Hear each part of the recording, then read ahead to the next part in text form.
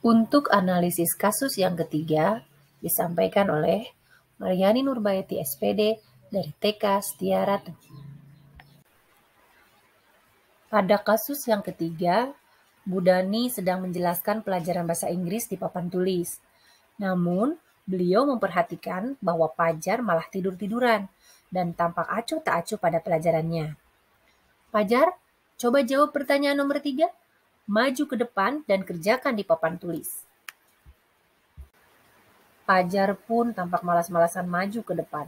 Dan sesampainya di depan papan tulis, Pajar hanya diam terpaku, sambil memegang buku bahasa Inggrisnya dan memainkan spidol di tangan.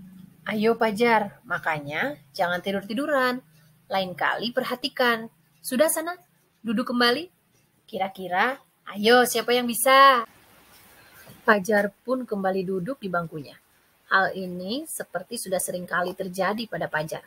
Seperti tidak memperhatikan, acuh tak acuh, dan nilai-nilainya pun tidak terlalu baik untuk pelajaran bahasa Inggris.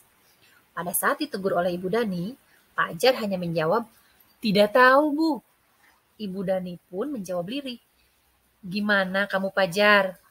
Kamu tidak kasihan sama ibu ya? Ibu sudah capek-capek mengajarkan kamu. Tidak kasihan sama ibu?" Dan Pajar pun diam membisu.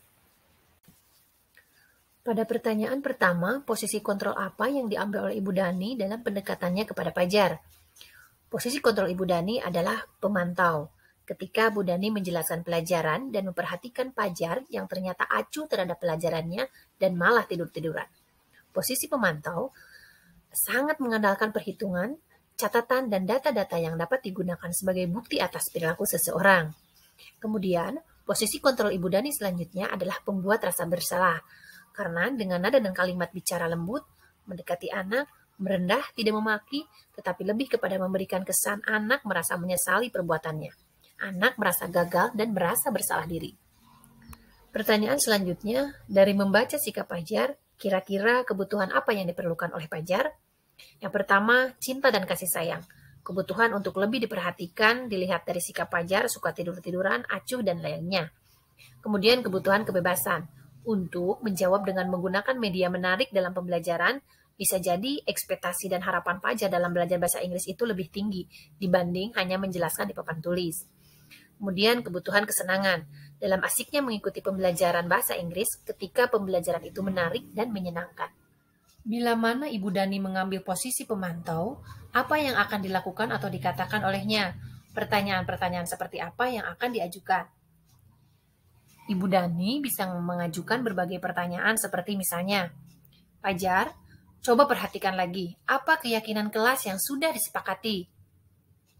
Apakah sudah mengetahui peraturan dan konsekuensinya jika Pajar tidak belajar dengan fokus dan sungguh-sungguh pada setiap mata pelajaran? Apakah yang kamu lakukan dalam pelajaran bahasa Inggris sudah sesuai dengan keyakinan kelas? Kira-kira apa yang akan kamu lakukan untuk bisa fokus pada setiap pelajaran? Dan apa langkah yang akan kamu lakukan untuk memperbaiki ini? Pertanyaan selanjutnya, apabila Anda adalah kepala sekolah di sekolah Pajar dan mengetahui hal ini, bagaimana tindak lanjut Anda? Tindak lanjut sebagai kepala sekolah yang pertama, saya akan membawa kasus ini dalam diskusi dan kolaborasi dengan Ibu Dani beserta guru BK untuk melaksanakan bimbingan konseling terhadap kasus anak-anak Pajar dengan mengumpulkan berbagai bukti dan data-data. Kemudian, saya akan berdiskusi dan melakukan supervisi apakah Ibu Dani mengetahui tentang teori restitusi kontrol dalam penegakan disiplin dan budaya positif di sekolah. Jika iya, maka saya akan menghimbau dan mengingatkan untuk mampu diterapkan di kelas.